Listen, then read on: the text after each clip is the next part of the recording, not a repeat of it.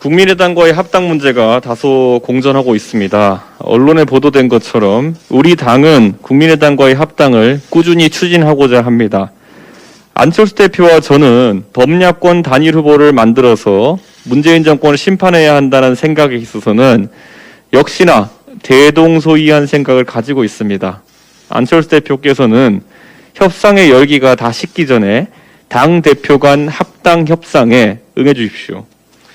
이미 우리 협상단은 국민의당 측의 인사에 대한 당직 배려 등에 대해서 긍정적으로 검토하겠다는 입장을 전달한 바 있습니다. 협상을 이어가고 합당의 결실을 만들어내지 못하면 우리 양당은 국민의 기대를 저버리는 것입니다. 저는 안철수 대표 또한 합당을 통해 범야권의 대선 후보로 경선 버스에 탑승해 주셔야 제 뒤에 있는 그 배터리 그림이 완전 충전된다고 봅니다. 합당은 그 자체로 1, 2주의 절차가 걸리는 과정입니다.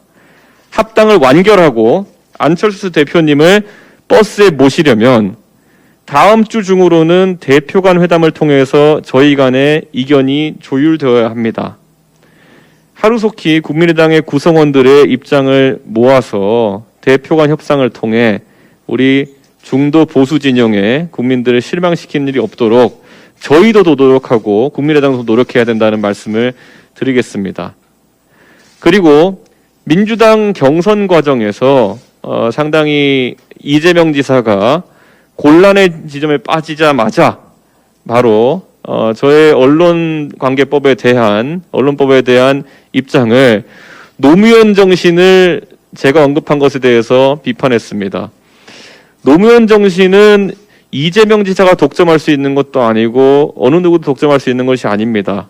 언론에 있어서 언론의 다양성을 확보해서 그를 통해 국민들이 취사 선택할 수 있게 하자는 노무현 대통령의 언론관과 지금 징벌적인 손해배상을 통해서 언론의 입을 가로막겠다는 문재인 정부의 언론관은 매우 차이가 큽니다. 이재명 지사께서 만약에 노무현 정신을 같이 언급하시려면은 현재 민주당과 문재인 정부가 추진하는 언론 개악에 대해 가지고 선명한 입장을 밝혀주시길 부탁드리겠습니다.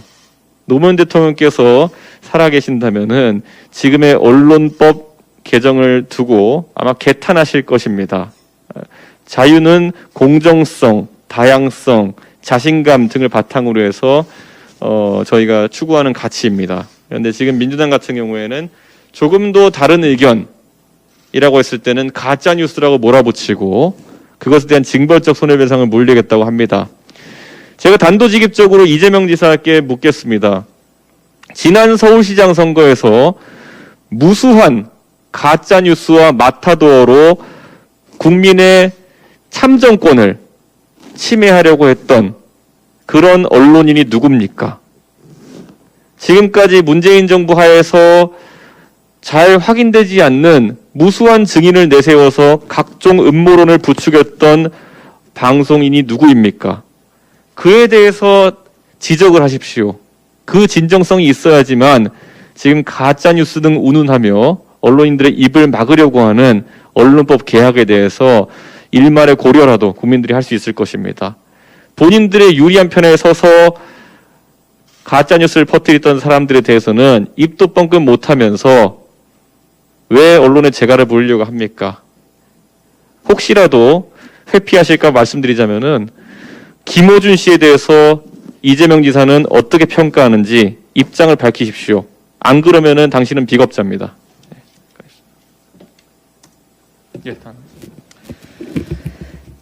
네, 이준석 당대표께서 방금 이야기한 대로 어제 민주당은 상임위에서 언론법을 날치기 강행 통과시켰습니다.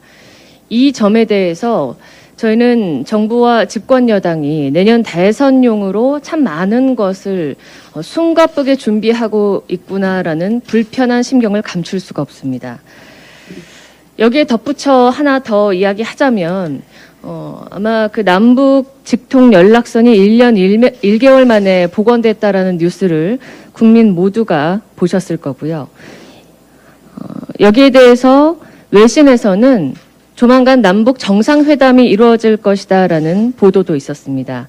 물론 청와대는 부인했지만 김성회 열린민주당 당 대변인이 2022년 베이징 올림픽을 계기로 남북 정상의 만남이 추진될 수 있다라는 가능성을 시사했기 때문에 이에 대해서 많은 분들이 주목하고 있는 그런 상황입니다.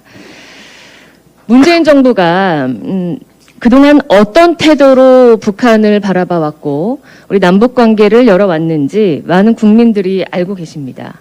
특별히 그 북한에만 각별한 일방통행식 사랑을 보아왔고 어떤 모욕적인 언사를 들어도 심지어 대통령에게 아주 험악한 말을 쏟아부어도 아무런 조치를 하지 않는 관대한 사랑을 특별히 보아오셨을 것입니다. 문재인 정권 출범 이후 치러진 세 차례 남북 정상회담이 어떤 남북 간의 실질적인 평화를 위한 성과보다는 상호 간의 동상이몽, 다른 정치적인 계산을 채우기 위한 그런 자리였음을 국민 모두가 목격해 오셨습니다. 남북 간의 발전적 관계 회복은 마땅히 해야 합니다. 저희 국민의힘도 그 점에 관해서는 뜨겁게 응원하고 있습니다. 그러나 지난 4년간 문재인 정부가 남북 간의 발전적인 관계를 맺어오지 못한 것이 자명하고 더구나 이 극심한 코로나 위기 속에 국민들이 거의 시들어가고 신음하는 이 마당에 대선이라는 내년 새로운 대한민국의 미래를 준비해야 하는 이 시점에 갑작스럽게 뜬금없이 남북관계 복원을 알리는 것이 혹시나 이 또한 이 언론중재법과 마찬가지로 대선용 이벤트 준비 아니냐는 그런 의혹의 눈길, 또 국민들의 심기가 굉장히 불편한 것을 저희는 당연히 그럴 수밖에 없다라고 생각할 수 있습니다. 그리고 무엇보다도 남북 간의 발전적인 관계 개선에 앞서서 우리가 잊지 말아야 할 것은 바로 얼마 전이라는 것은 저희 작년을 이야기하는데요. 우리 국민들의 충격과 분노 그리고 실망감에 빠뜨렸던 두 가지 사건에 대한 북한의 입장 표명을 반드시 선행적으로 얻어야 할 것입니다. 먼저 국민혈세 300억 원이 들어간 남북 공동연락사무소를 아주 일방적이고 폭력적으로 폭파한 사건이 있었죠. 또한 연평도에서 실종된 공무원이 북한에 총격돼서 소해된 그 사건에 대해서도 우리 정부는 어떠한 대답을 듣지 못했습니다. 더 이상 국민들은 남북 간의 그 동상이몽, 위장 이벤트에 속지 않습니다.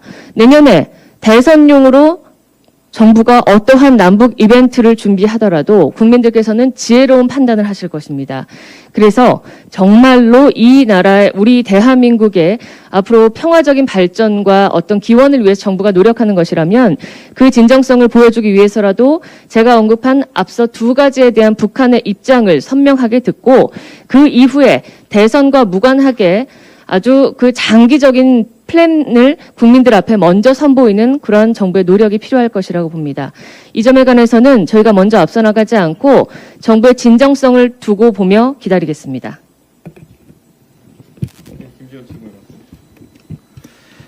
그 최근에 그 이낙연 지사의 이른바 백제 발언으로 민주당 당내 경선에 여러 가지 논란이 제기되고 있습니다. 이 백제 발언을 처음부터 끝까지 자세히 들어보면 원래 취지는 이낙연 대표에 대해서 이낙연 대표가 전국적으로 지지를 얻고 있다라고 덕담하는 내용이 들어 있습니다. 그런데 자세히 그 내용을 살펴보면 기본적으로 특정 지역, 그러니까 호남 지역 출신은 지도자가 될 수 없다라는 식의 내용입니다. 그것이 기본적인 전제에 깔려 있는 것이죠. 이재명 지사의 기본소득, 기본주택, 그 외에 기본 생각은 바로 호남 고립주의가 아닌가 생각을 합니다.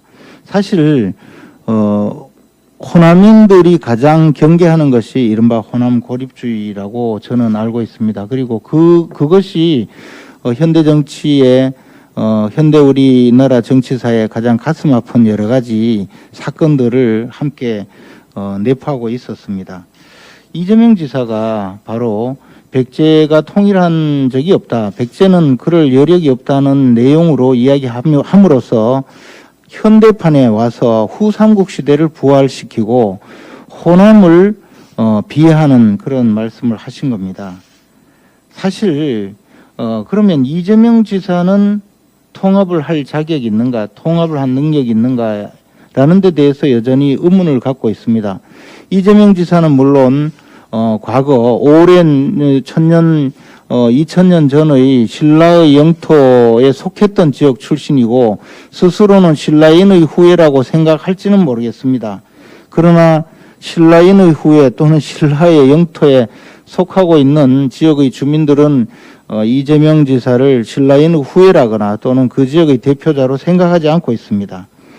서기 433년에 백제 비유왕과 신라 눌지왕이 나제동맹을 맺고 고구려의 남하 정책에 대항한 적이 있습니다. 이 나제동맹은 100년 이상 지속이 되어서 한반도 남단의 평화를 가져온 적이 있습니다. 장성민 전 DJ 정부, 김대중 정부 국정상황실장을 지냈고 이른바 DJ의 정치적 적자라고 평가를 받고 있는 장성민 전 의원이 8월 15일 날 대통령 출마 선언을 한다고 합니다. 저도 장성민 전 의원이 우리 당에 입당해 줄 것을 권하는 그런 만남을 가진 적이 있습니다. 그분이 갖고 있는 이 통찰력과 또 호남인들이 갖고 있는 가슴속의 그 염원을 충분히 풀어낼 수 있는 훌륭한 분이라고 느꼈습니다. 그는 DJ 정치 적자로 스스로 자부할 뿐만 아니라 호남인들도 인정하고 있는 분입니다. 우리 당의 입당을 위해서 지금 권영세 대외협력위원장께서 다시 만난다고 합니다. 만약에 장성민 전 의원이 우리 당에 입당해서 대통령 후보 경선에 함께 참여해 주신다면 호남인들의 특정적 고립주의 또는 고립의 의심을 곧바로 깨치고 함께 나갈 수 있는 그런 훌륭한 정치적인 화해가 되지 않을까 생각합니다. 1600년 전에 나제동맹을 체결하고 공동의 적에 대응했듯이 장성민 의원께서 우리 당에 함께 하셔서 우리의 공동의 적 이재명을 축출합시다.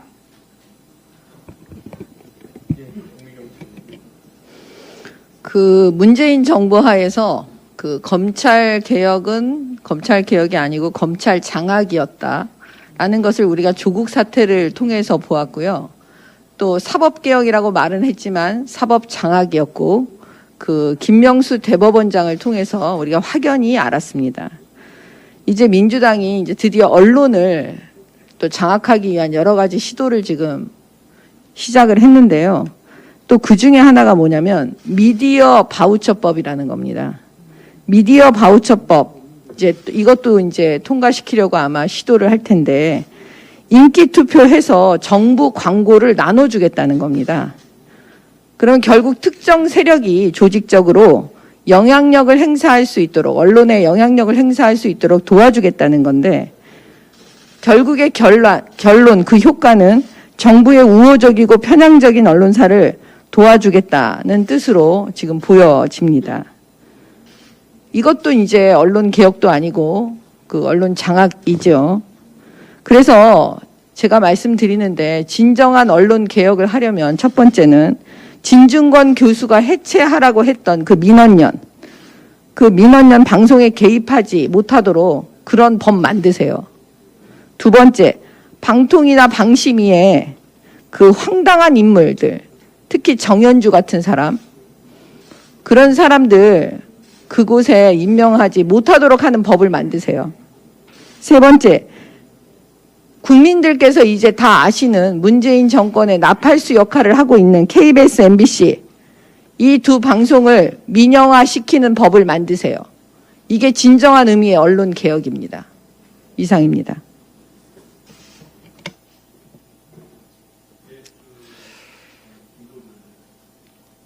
어제 홍남기 경제부총리가 발표한 부동산 시장 관련 대국민 담화는 한마디로 염치, 대책, 현실감이 모두 실종된 담화였습니다.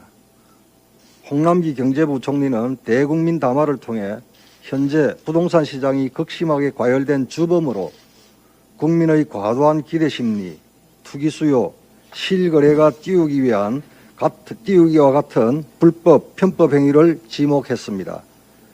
정책 실패에 대한 반성은 없고 국민 탓만 늘어놓았습니다. 정부의 주택 공급 부분에 대해 한 말씀 드리겠습니다.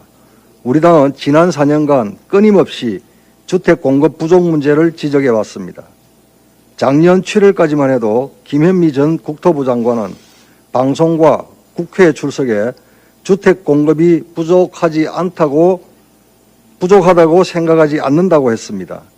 2016년부터 서울의 가구수 증가, 도심 신축 아파트 선호, 멸실주택수 증가 등의 현상이 나타났음에도 문재인 정부의 김현미 전 장관은 이러한 현실을 무시한 채 줄곧 서울의 민간주택 공급을 옥죄는 정책을 펼쳐왔습니다.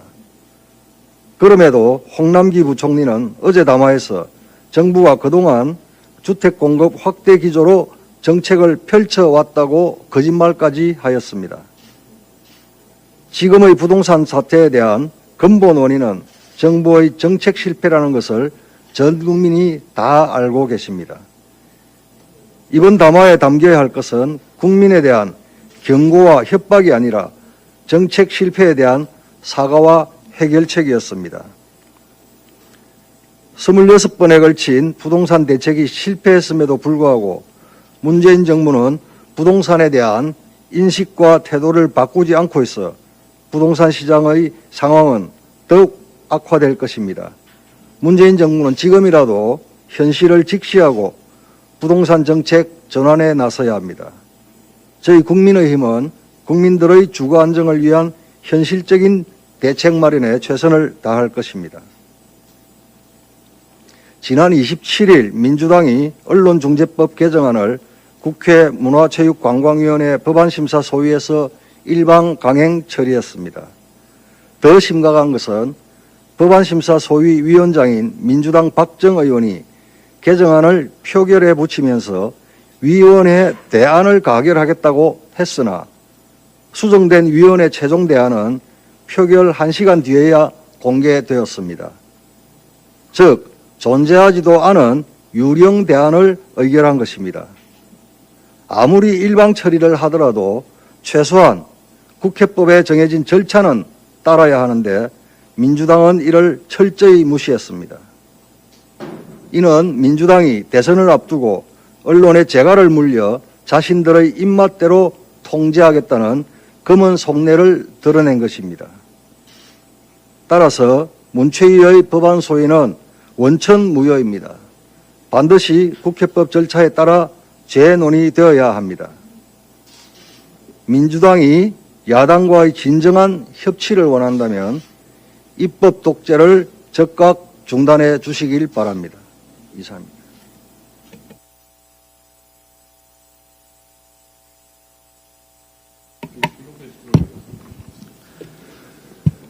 국민 여러분, 그리고 정권 교체를 바라는 야권의 모든 분들, 어제 민주당의 반나절 원팀을 보셨습니까?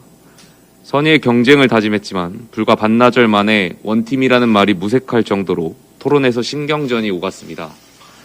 그런데 우리가 민주당의 반나절 원팀을 비웃기만 할 수 있을 정도로 원팀으로서 잘하고 있느냐 묻는다면 자신 있게 답하기 힘든 것 같습니다. 우리도 아직 원팀이라고 하기엔 부족한 부분이 있기 때문입니다. 우리는 정권 교체를 바라는 다 같은 야권입니다. 어떤 분이든 국민의힘 정강정책 위에서 정권 교체를 희망하시는 분이면 두 팔 벌려 환영하겠습니다. 지도부가 공정하고 깨끗한 경쟁을 반드시 담보하겠습니다.